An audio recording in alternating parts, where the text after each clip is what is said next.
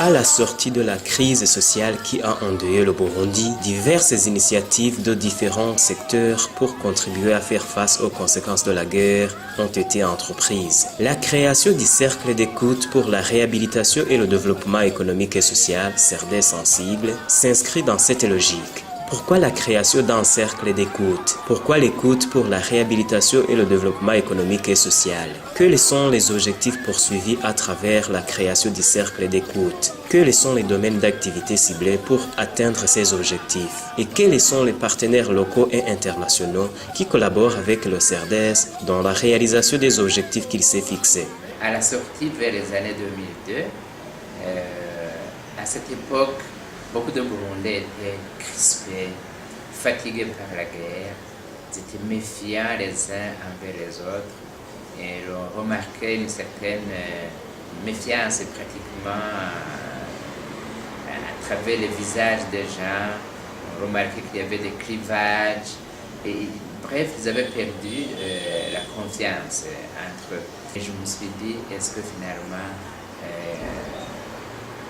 je ne pourrais pas contribuer à ramener les esprits ensemble, à encourager, je dirais, que les gens puissent parler. Et c'est ça la motivation du cercle d'écoute pour la réhabilitation et le développement économique et social, mobilisé comme Djibouti. On ne peut pas aider quelqu'un à se développer sans l'écouter, sans tenir compte de ses desiderata, de ses idées, de ses aspirations, de ses difficultés, de ses problèmes. Et voilà pourquoi on s'est dit qu'il faut un cercle d'écoute d'abord, mais écoute pour un développement inclusif. Les objectifs poursuivis à court et à long terme, c'était de promouvoir un rapprochement et une réconciliation progressive entre Burundais de différentes appartenances ethniques, de différentes appartenances politiques et par des séances d'écoute, par des séances de débat, par des séances de réflexion. Le cercle d'écoute pour la réhabilitation et le développement économique et social avait plusieurs objectifs, mais aussi s'est fixé une mission. La mission d'écouter, d'organiser, d'orienter, d'assister les différents groupes vulnérables et traduire finalement leurs préoccupations en forme de projets d'intérêt communautaire. Le mobilisme Djibouti a aussi une vision et cette vision était disons, d'être une organisation capable de contribuer à l'amélioration de la condition de vie, à l'amélioration des conditions globales de vie des différents groupes vulnérables. Le premier partenaire, c'est le gouvernement du Burundi, à travers différents ministères qui intéressent le CERDES. C'est notamment le ministère de la Solidarité nationale, des droits de la personne humaine et du genre.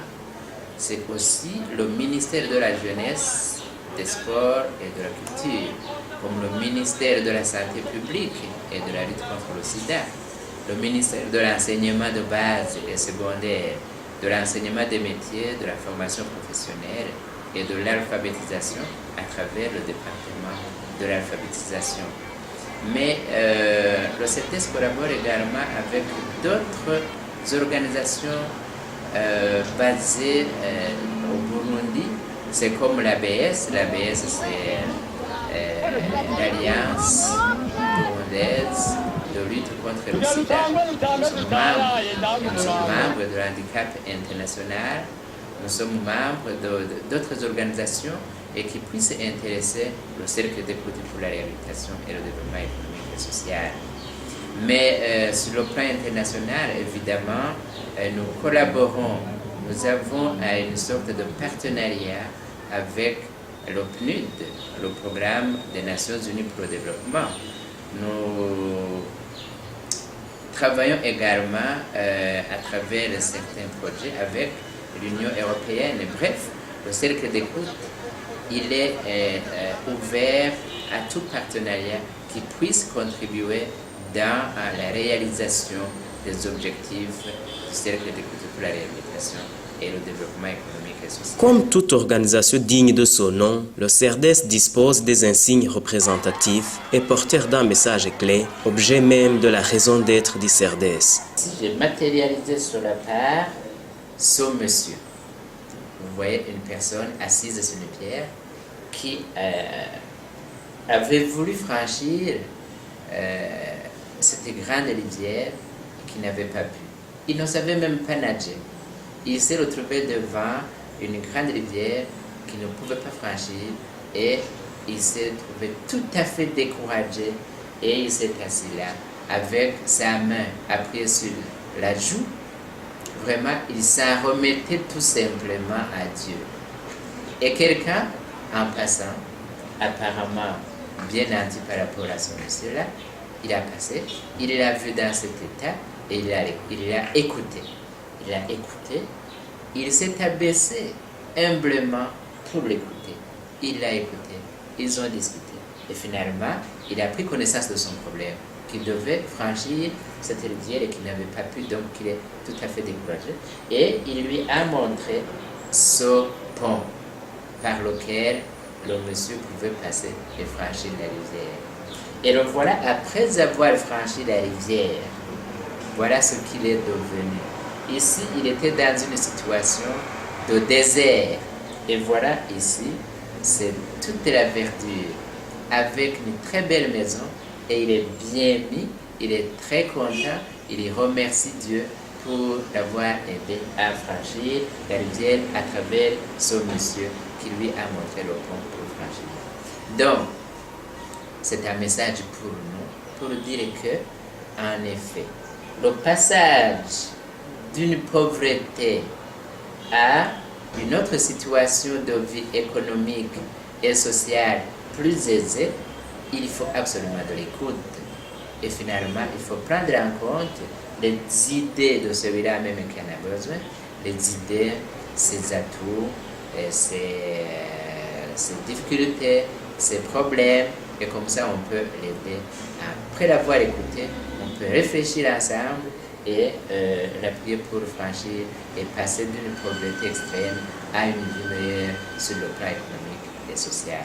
Depuis sa création, le CERDES a à son actif plusieurs réalisations qui méritent d'être reconnues et dont l'impact sur la vie des citoyens burundais est largement positif. Parmi celles-ci, limitons-nous à la cohésion sociale et à la gouvernance locale. Ce projet a été appuyé par le Programme des Nations Unies pour le développement PNUD sur des fonds de l'Union européenne.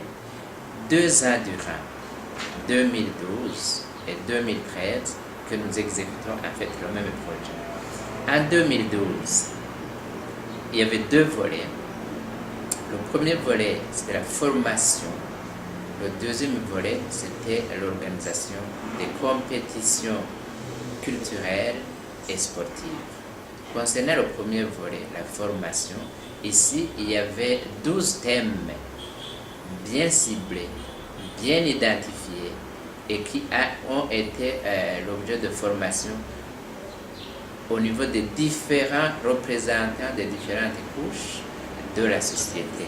Ainsi, en 2012 et 2013, sur financement du Programme des Nations Unies pour le développement PNUD en sigle, le Cercle d'écoute pour la réhabilitation et le développement économique et social, CERDES, a exécuté le projet Appui à la cohésion sociale et à la gouvernance locale. L'exécution du projet a couvert 3 provinces, à savoir la province Makamba, la province Bururi et la province Rutana. À Makamba, le projet a touché les communes de Nyanzalak, Mabanda et Kibago. À Bururi, le projet a touché la commune de Rumonge, tandis qu'à Rutana, le projet a couvert la commune de Giharo.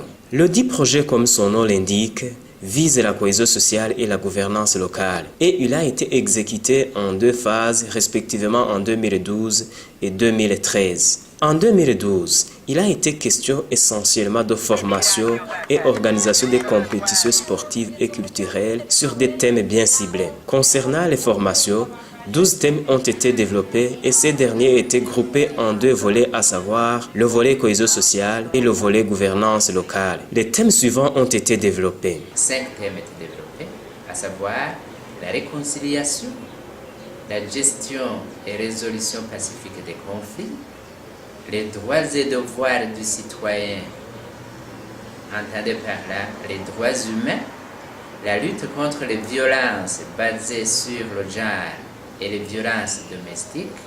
Eh bien, le dernier thème en rapport avec la cohésion sociale, c'était l'acceptation ou tolérance mutuelle. Ça, c'est des thèmes en rapport avec la cohésion sociale. Les thèmes développés en rapport avec la gouvernance locale, ici, il s'agissait des droits et devoirs du citoyen.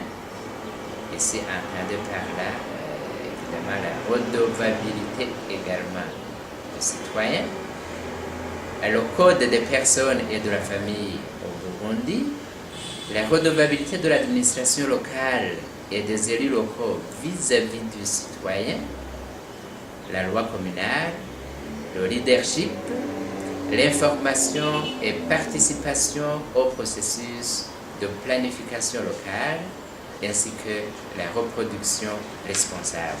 Diverses couches de la société étaient conviées à ces formations, comme nous en donne les détails M. Filokou Damien, fondateur et représentant légal d'ICERDES. L'identification et le profil des participants était notamment le chef de zone, les 5 élus collinaires, les 5 encadreurs de chaque village de paix, ce qu'on appelle VERI, c'est-à-dire village rural intégré, 2 représentants des associations féminines, 2 représentants des associations des jeunes, 2 représentants des Batwa, un représentant des handicapés, un représentant des Bashingantahe et 2 représentants des confessions religieuses, comme vous avez pu le remarquer.